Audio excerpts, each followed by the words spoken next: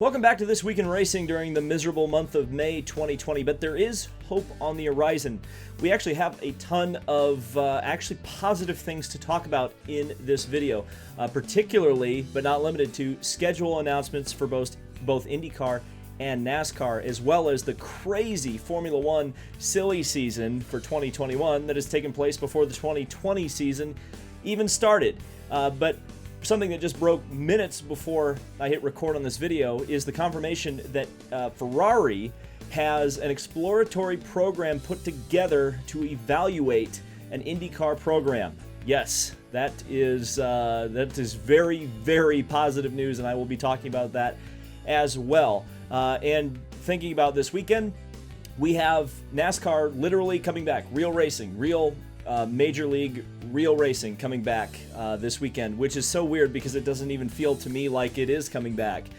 Maybe it's just this attitude that I've had during the month of May, or maybe it's just the fact that the last time I was at a major auto race, it did not happen. And maybe in some weird mental place in my head, I've kind of like prepared myself for the possibility that at the last minute, real racing coming back in the mainstream will get ripped away at the last possible moment. In fact, there was a guy who threatened to blow up the Darlington Raceway, where they're going to have the racing restart, of course, without fans. So that almost got stopped, but thankfully that guy was arrested, and hopefully there will be no further impediments to racing resuming. So let's get into it. This week in racing, let's talk about some news. We do have to start with some bad news, though. Corvette Racing has confirmed that they are dropping out of this year's 24 Hours of Le Mans, which was delayed, of course, because of the global pandemic. This is the second United States-based team, IMSA-based team, to drop out of Le Mans. Of course, Porsche North America dropped out last week, and now Corvette has followed suit. However, this has opened up some interesting possibilities on the Le Mans entry list. Of course, now the LMP1 ranks have swollen a bit as Bicolis will return to the entry list. But again, a lot of people were upset and depressed about this, and rightly so, because the Corvettes are some of the most popular cars at the 24 Hours. Now we start talking positive news. The Grand Prix of St. Petersburg, which was originally scheduled as the very first race of the IndyCar series, has been rescheduled for October 25th after being canceled during its original date. It will be the season finale and have no double points, and I need to stress, or I cannot stress enough, what a great job Green Savory Promotions, Roger Penske, IndyCar, everybody did to get this rescheduled. The city of St. Petersburg certainly as well, because if you think about it, street races, notoriously difficult to get scheduled even when they're running as planned. Shutting down the streets twice in 1 year for one race, that is just a monumental task. And the fact that this happened, the fact that at least at the moment, the race is planned to go off on October 25th as the season finale, I think it's great. It's made a lot of people whole. I know it can't make up for every fan that was kind of screwed out of the race in March, but I think for the fans, for the competitors, for the TV, for everybody, I think this was the best solution they could have done, and I'm so excited to get back to St. Pete later this year and cover the race that should have been in March. NASCAR has revealed the continuation of its 2020 schedule, and all of these events are featuring no fans at the moment. Of course, this is our buddy Adam Stern showing that Bristol, followed by Atlanta, race at Martinsville, then on to Homestead, Miami, which of course was the race that was canceled right as the global pandemic took place. In fact, Atlanta and Miami were both canceled. And then following up or finishing up at Talladega on June 21st, which will be the final race of this particular segment of the NASCAR season. Of course, we're getting closer and closer to July 4th, which is the IndyCar NASCAR doubleheader at Indianapolis. And with the current restrictions at Indianapolis that are currently being rescinded slightly, looks like all things going to plan, which of course, that's a major prediction there. There's potential that large groups could gather starting July 4th in Indianapolis. So there is a possibility that the Indianapolis round could run with fans. we'll just have to wait and see. Obviously, again, this is a changing situation, but here's another possibility for another race that could start much sooner with fans. According to Racer.com's Robin Miller, Road America has the potential to be the first race back with fans in attendance for their IndyCar weekend in June. This is based upon a Supreme Court ruling which overruled the governor of Wisconsin's ruling that large crowds of people could not gather. That has been overruled. So that does open up the possibility that Road America could host fans. Now, in my personal opinion, do I think that this is going to happen? I would probably say no. Even if absolutely everything is copacetic with the Wisconsin government, or at least with the Wisconsin law, you've also got to make sure that that goes past Road America. Road America is obviously going to want to take care of its competitors and of its staff that are going to have to be there for the race anyway. Then you start thinking about, what does IndyCar want to do? Does IndyCar really want the PR of being the first sport to return with fans?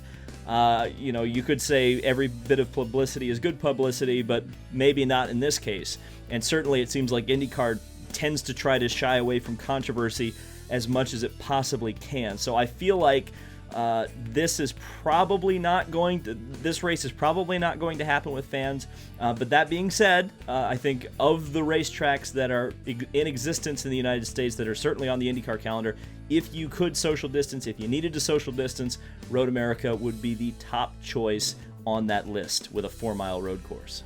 But the major breaking news that has just come out of the Italian press literally this evening is that Ferrari themselves, Matteo Binotto, has confirmed that an IndyCar program is under evaluation for 2022 in IndyCar when the new hybrid regulations begin for the IndyCar series. Of course, this comes on the back of the Formula One 2022 regulations, which will require fairly substantial budget cuts. I believe Binotto specifically mentioned that the cuts will reduce the size of the F1 budget to €145. And so here we go. So this is, and I hate to be hyperbolic, but let's be real here. Outside of Roger Penske buying the track, and obviously now what has kind of happened recently, clearly saving it from potential financial ruin, and the series for that matter, Ferrari coming in as a third manufacturer is exponentially huge.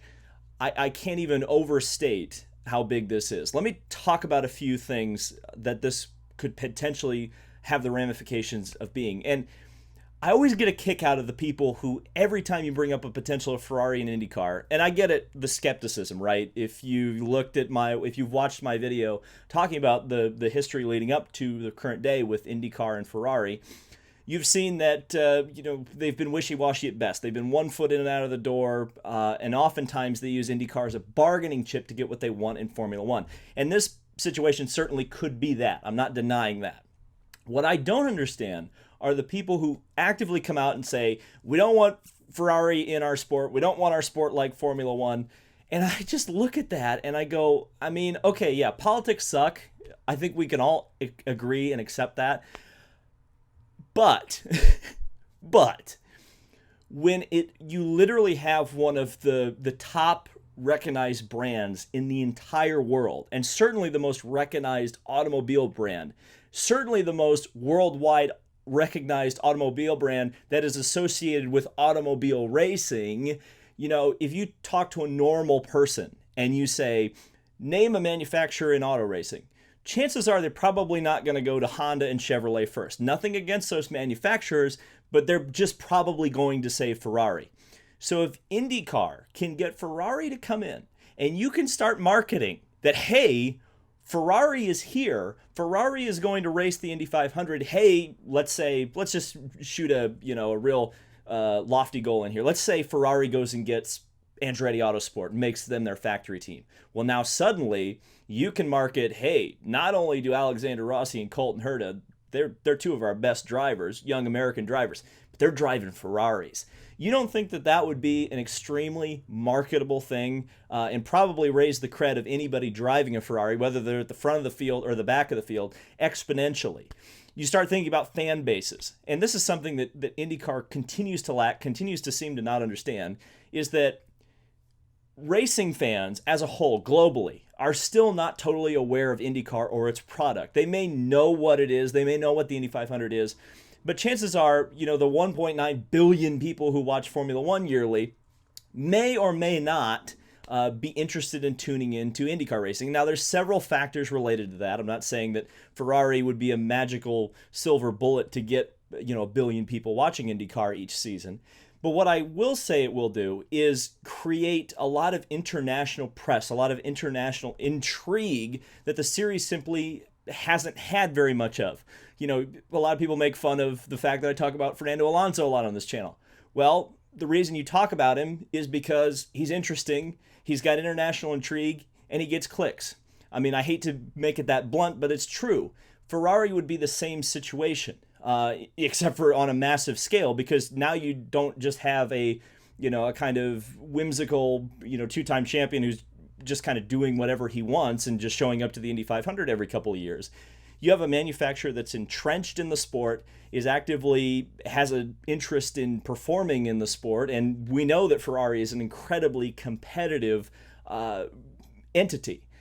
And so I think them being involved is just, if you're Roger Penske, and I'm not saying he won't do this because, again, it's Roger Penske and I have faith in him, is that if you're not bending over backwards to get Ferrari into the series, what the hell are you doing? Because the benefits far, far outweigh the negatives. And in fact, this is the crazy thing to me, is that we've seen the potential of more chassis manufacturers coming in, particularly talking about the potential of Ferrari designing and building their own car, not just the engine, power unit, whatever you want to describe it as, but just designing the whole chassis or a whole bespoke chassis to fit their Ferrari engine in. That would, again, there are going to be place fans who don't like that. To me, it's worth the risk. I think you look at the numbers on YouTube videos, for example. You look at kind of some of the spec Indy 500s, and then you look at 94, which a lot of people say is a very boring Indy 500, but still it has like 50,000 more views than, say, the 2012 Indy 500, which I think most people, myself included, would probably say, yeah, objectively entertainment-wise, probably a better race, 2012. But is it as interesting, especially to look back on, to be nostalgic about? Probably not. So from this perspective, and then think about this. Ferrari being a third manufacturer, you want to talk about not just bait for fans, new fans, potential old fans that you may have lost. Think about bait for manufacturers. If you come to a board meeting and suddenly you're saying, yeah, we got Ferrari in our series. Now, that may scare some manufacturers off, but I think some manufacturers would look at that and go, wait a second. So we can race against Ferrari, but do it at a significantly smaller cost than having to race them in Formula One. I'm just saying. And it's not like Indy cars are super far off from Formula One cars from a manufacturing or marketing perspective. They are still open wheel cars with front and rear wings and four wheels and tires. So from a marketing perspective, if IndyCar is even if the costs are raised because, let's say, chassis competition comes back, there will be more business, more fans, more everything coming into IndyCar racing because Ferrari is associated with it. And again, I don't want to be unfair here, but you saw what happened last year with Porsche. IndyCar stuck to their guns on a regulation change, which was that they didn't want to have hybrid engines. Porsche said we need to have hybrid engines, and they left the negotiating table. Now you've got hybrid engines. They decided to go back on that to try to attract manufacturers, and now you've potentially attracted a very, very big fish. Potentially it's a shark, but I think you've got to take the risk that the shark won't kill you and potentially be the reason people turn up and watch your races. I don't know. This could be the biggest thing ever, and certainly something that I think would help IndyCar long term. And finally, well, as if that wasn't enough to talk about, we've got Formula One silly season. Now, I'm sure you guys have seen, 100 different people weigh in on this at this point, but let me just give you a little bit of a recap. It was announced that Ferrari was letting go Sebastian Vettel, the, 5-time world champion, which is just crazy, but of course none of those world championships came with the Scuderia. This meant that Carlos Sainz Jr. was going to move from McLaren to the second seat at Ferrari, pairing with Charles Leclerc. Then you go to, what happens at McLaren? Well, Daniel Ricciardo will be moving from Renault over to McLaren. And that's a very interesting move because McLaren is clearly kind of going up the ladder in terms of performance, especially kind of thanks in part to the driver pairing of Lando Norris and Carlos Sainz.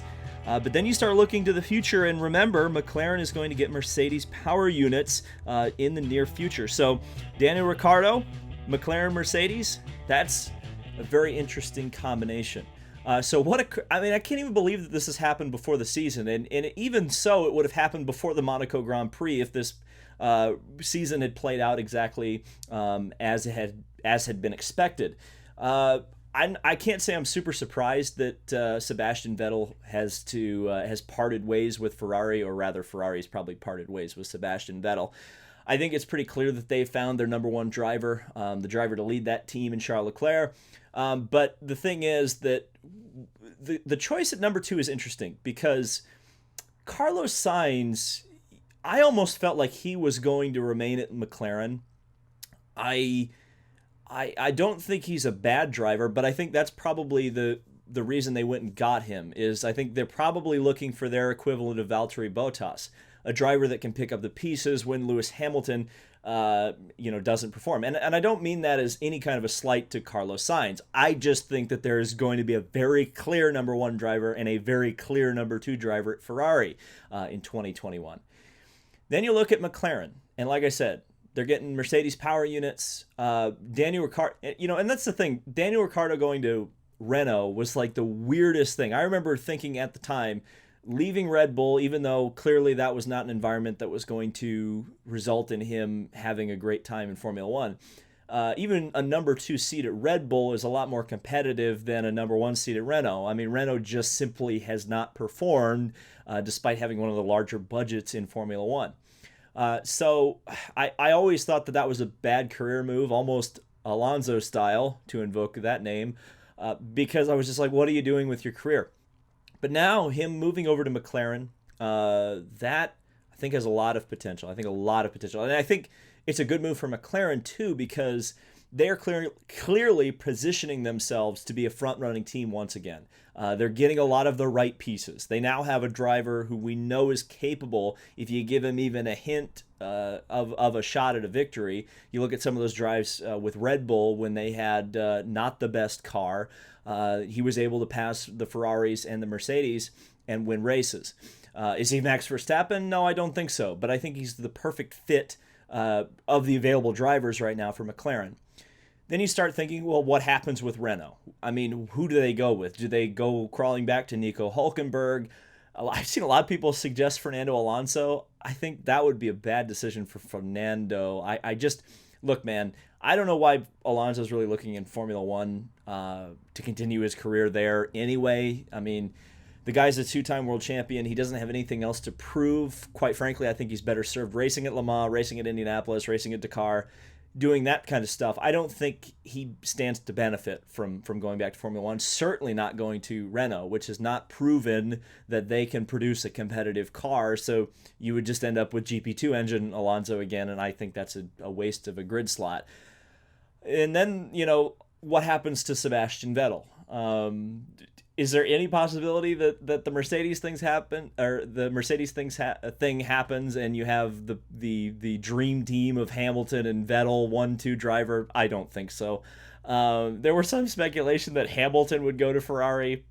No, I think if Ferrari had a much more competitive car, I think Hamilton would think about it. But as things stand currently, why on earth would the most successful Formula One driver that's active right now and potentially going to be the most successful Formula One driver in history go to a team that is constantly getting beaten by his current team. Now, of course, a lot of people probably would have said that about Hamilton's move to Mercedes when he was at McLaren, but you never know. I think Hamilton is more than happy to remain at Mercedes. I mean, this is, at least we've got some stuff to talk about. And I hope you've enjoyed this video. Thank you guys so much for watching. Tomorrow, got some iRacing to do. I've got a full 500-mile race with Elite Racing. And I also am doing a race before that with my pal Kyle Cuthbertson, Racing Nation TV. So I'm going to be doing like 700 miles or so at Indianapolis tomorrow in iRacing. Wish me luck.